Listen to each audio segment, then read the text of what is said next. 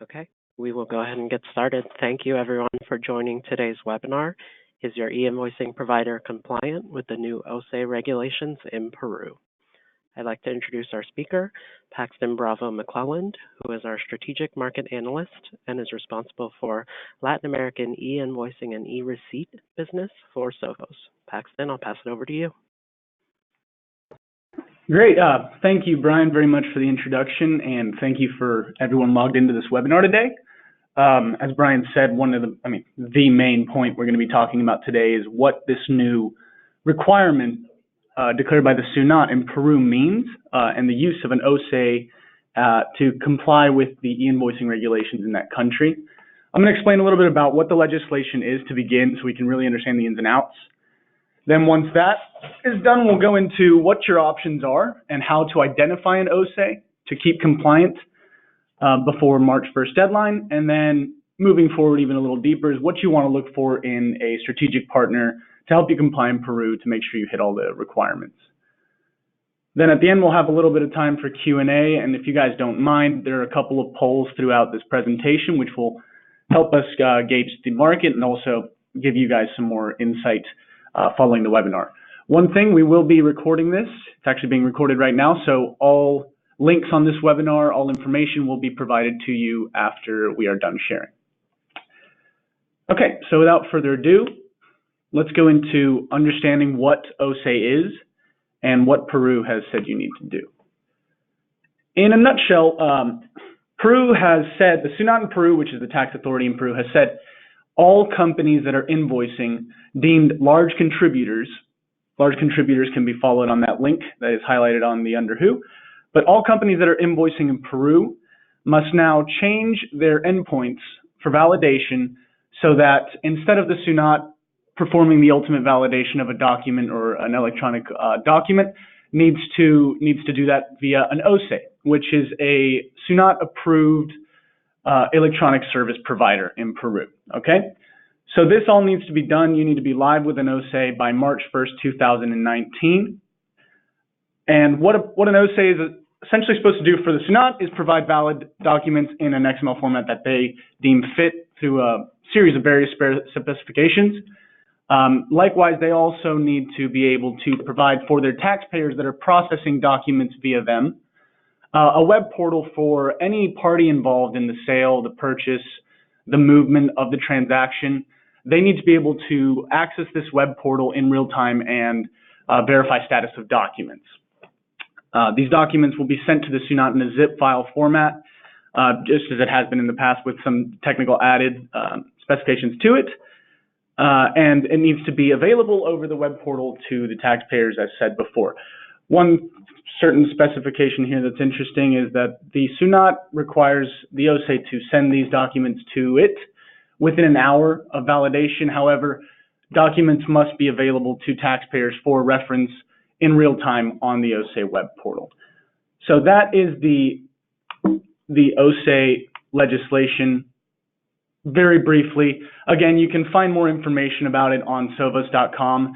And if you need to find out if your company is deemed one of the large taxpayers required to comply with this by March 1st, you'll be able to find it on that link added to this slide when we share it afterwards. So moving a little bit deeper into what the OSE is and what you need to be aware of as a taxpayer and a company need to be ready for this by March 1st. An OSE is essentially just someone who is now allowed to validate documents legally on behalf of the Peruvian government. Prior to this, it would have been the SUNAT doing all their validation. Now the OSEs are doing that for them. This is very similar to the PAC model we see in Mexico, where the SAT in Mexico has also offloaded the responsibility of validation and confirmation of documents to a series of companies called PACs, which are authorized service providers. This is the same thing. If you do business in Mexico, you're looking at a similar situation.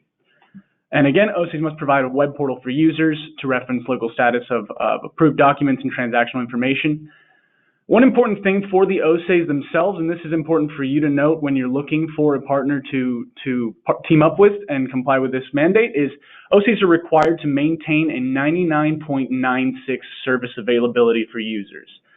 Now, if you're dealing with an electronic service provider in Peru, that has become an OSE, this is something you need to make sure you're vetting if you're a company that's doing many transactions and has many pings to a system of reference, because the failure to comply with this for an OSE will ultimately result in huge penalties for the OSE and down the funnel for the taxpayer not being able to perform business. Big part of the legislation is that 99.96 availability requirement. Also, of course, as any other PSEs in Peru, you need to be ISO certified 27001 and complete annual audits. This is different than an ESP in the sense that an OSE can validate on the behalf of the government and the ESPs cannot. Why is that important? In Peru right now, if you're doing invoicing in Peru, which anyone on this call probably is, if you're not doing it with us, you're doing it with another provider. There are, right now, I believe it's 92 PSEs in Peru that have not been given the authorization to perform as an OSE. So of the 100 plus that there were before this mandate, now there are still 92 that are not OSE approved. So you need to make sure that you're vetting whoever you're doing invoicing with. If it's not yourself as a certified invoicing provider for your own operations, you need to see who your ESP is and if they're certified as an OSE to perform these compliance requirements on your behalf. Some of the things that go into the SUNAT specifications when an OSE is approved. An OSE must provide the consulting portal. This is on top of the main factors that I mentioned in the last slide. Also, this is a big one for smaller providers, electronic service providers in Peru, is that the OSE must provide a letter of guarantee, una carta de finanzas, in Peru, also the ISO certification, and there are very, very demanding disaster recovery protocols. So again, the main point of this slide is just understand that there are only a handful of OSEs in Peru that are approved to perform this service by March 1st, 2019. Of the vast majority of other electronic service providers, they are not right now able to perform as an OSE in Peru. And again, this is just the second LATAM country to perform this model, so don't be terrified of this, but you have to be vetting this and getting on with a partner very soon here if you're going to be ready to hit the March 1st deadline. I've added here a link that you can access after the fact with a list of the various certifications that you need to hit as an OSE in Peru. So to illustrate that, right now, let me go a little bit farther forward here. So previously, this issuer could have sent to their PSE, or their PSE could have been extracting invoice and transactional data from an issuer, a taxpayer in this case, and then that goes straight to the SUNAT. Now what happens is that the PSE must then either funnel those transactions and that information for validation via the OSE, which is then the responsible party for all information given to the SUNAT. So this blue arrow is just changing its endpoint from where the SUNAT is to an OSE. Some of the PSEs, as I mentioned, are also OSEs. We happen to be one of them. Sovos was the first OSE in Peru. But this is the main change that's happening, is that you're no longer sending your documents to the government directly. You're sending them to an authorized party who can validate those documents and lift the burden off the government's shoulders, and at the same time give you a quicker process flow for business. So that all said, now that you understand really what the OSE is, actually we have one poll question here, just out of curiosity for the attendees. We wanted to ask, are you currently working with an approved OSE?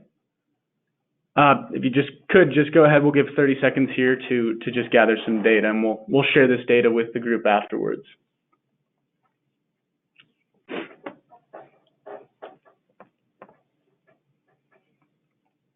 Okay, thank you very much. It looks like, just from what I see coming through the poll right now, it's a pretty even 1/3 split across all three answers. So I'd say about a third know that they are working with an approved OSE, 31% say no, and then the other third are not sure. So that's pretty interesting to realize right now. So yes, what I was saying earlier is please go out and make sure that either your ESP is is a certified OSE provider, and if they're not, you need to really look right now at a partner that can help you perform this compliance requirement before it is too late by March 1st. Okay, thank you for that, by the way, everyone. So moving on, this is just me emphasizing that point of you need to make sure that you are with a compliance provider in Peru that can not let you have any hiccups in the process of business moving forward after March 1st. So, not to toot anybody's own horn, but yes, as I mentioned earlier, Sovos is and was the first approved OSE in Peru with the ISO certification, the contingency requirements, and the letters of guarantee. Since then, a number of others have emerged. I think, I don't know the exact number yet, but it's still countable on two hands. And these are just some of the things that we like to preach as we've seen compliance requirements pop up all over South America. We've been in this business for over 10 years and now we work in over 10 countries in Latin America. And one of the things that really helps in this situation specifically when you're looking for an OSE in Peru is to have a centralized compliance partner. So as you're having to deal with regulations in other countries, be they Mexico, be they Brazil, be they Costa Rica, whatever you might have, a centralized point of contact for your compliance and somebody that can keep you ahead of the game when these types of changes come up is critical. And especially in Peru now, if you have a service provider that can do your e-invoicing and reporting, as well as your validation of documents for the government, this is a key point. So in this slide, I'd say number 1 and number 3 are two that go hand in hand, both because you have one source of truth, but also you have one source of troubleshooting. We are cautioning even expanding our business too much to work with other ESPs in Peru because of these issues, because of these high availability requirements by the SUNAT on the Peru OSEs, and other problems that could arise with validation of data across multiple systems. So we encourage you, partner up. If you're not going to partner up with us, partner up with someone who can make sure that you can contain an issue in Peru to one single point of contact. That is huge. Another thing is look for a partner in Peru, and we do hope that you choose us, but somebody that has market experience. As I was mentioning earlier, we've been doing business in Latin America since earlier than 2008, and we've seen countries come up out of no e-invoicing and real-time reporting requirements to very, very demanding and constantly changing ones in the cases of Peru and Mexico. As I mentioned earlier, we have seen this very same model deployed in Mexico, and we have a large percentage of our clients in Mexico utilizing us to comply with similar regulations. So market experience in a new regulation like this is key when you're looking for a partner. Also, the size of ability of your partner is key as well. What I mean by that is if you're a huge company, I'm not to point anyone out, but let's say Walmart, who's doing millions of transactions around the world, you want to make sure that the partner that you're partnering up with is someone that can actually has the infrastructure to actually process those transactions and knows how to handle them when things get out of whack. We have been doing business in Peru for many years and actually currently do over 200 million transactions in Peru alone on a monthly basis. I think that's even a lowball estimate. But if you're doing high volumes of transactions in Peru and you need a partner then you really need a partner that can sustain that type of business and even grow with you as your processes grow.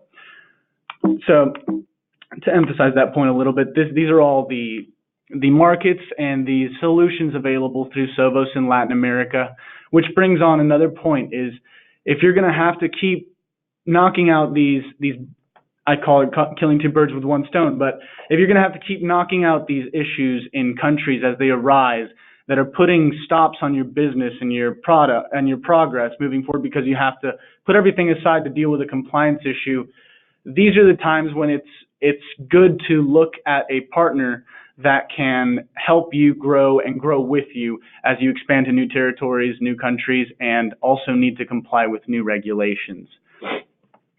So I think I've got one more poll here before we wrap up. As I bring that up, again, We're going to give a few minutes here to Q&A after this. But would you be interested in one of our specialists from Sovos, to reach out to you regarding the Peru e-invoicing compliance? This meaning, hey, do you want to look at your situation? Can we give you a little bit of advice on the options available, and then decide how you might want to move forward with us or without us? That's besides the point. But let's see if we can reach out to you and discuss the situation. Okay, I think we got the majority. Give it another few seconds.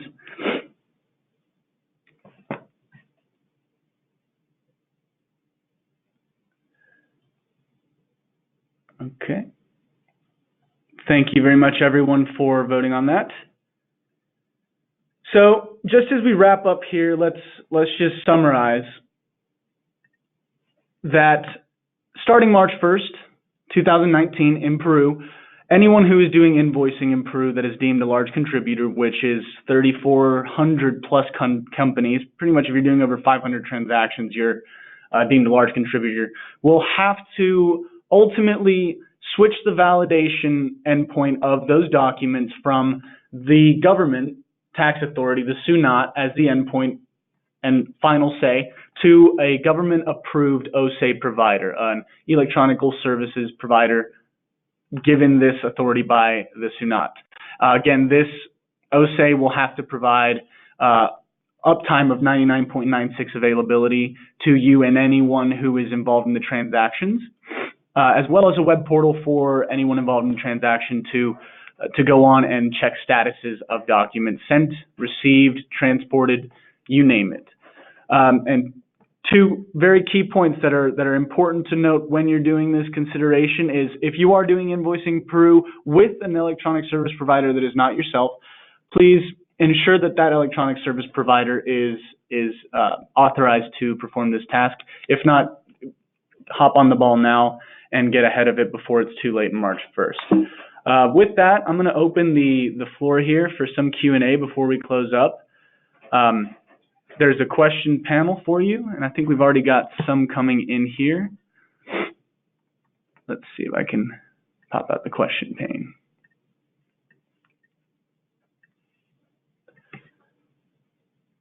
Okay.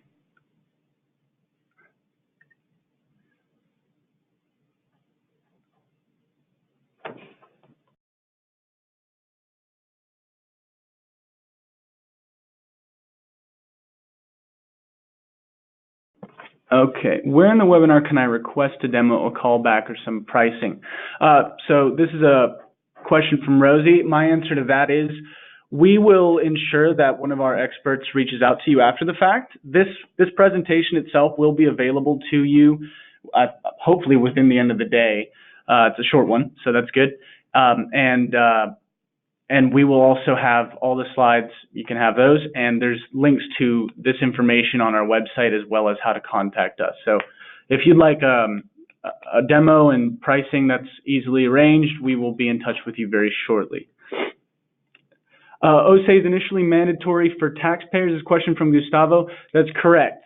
The way we understand it is, anyone who has 500 or more transactions in a monthly period is deemed a large taxpayer. The list for all those considered large taxpayers is available on the SUNAT's website. There's a link to that on, I think, the third slide of this presentation, which will also be given to you after this presentation is concluded.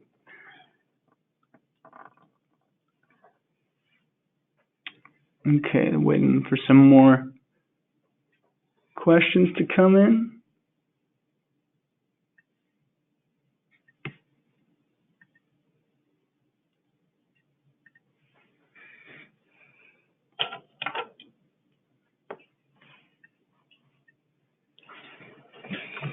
See, give another few minutes.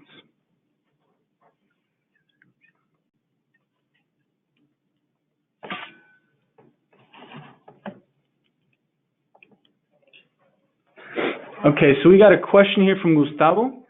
It says, for the country presentation, is Guía de Remisión outbound? It is on the list. Is it a mandatory to send electronically?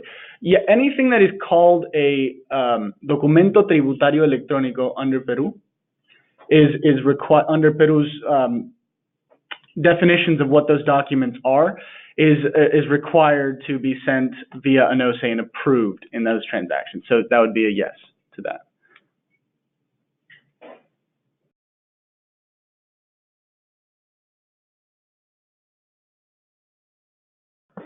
Excuse me, what I meant, documento de pagos. Okay, where can I download the slides? Yes, again, this will be made available after the presentation. So I think we're slowing down on questions, but I've also got some that are very specific. So to those, I would say we are going, like I said earlier to Rosie, we'll be reaching out to you directly, one of our compliance experts, to discuss any specific questions you might have to your, we got another question here, okay, from Bob saying, we are seeing similar mandates in Europe. Do you have solutions there as well? Yeah, thank you for that question, Bob. We actually have, across really any country that has a VAT requirement or that has a real-time invoicing and reporting requirement in Europe, some that stand out right now are Italy, Spain, Hungary, and the UK countries, the EU countries that have VAT and Interstat requirements. We do have solutions for virtually any business-to-government reporting requirement in Europe. If you're interested in hearing about those, please also contact us.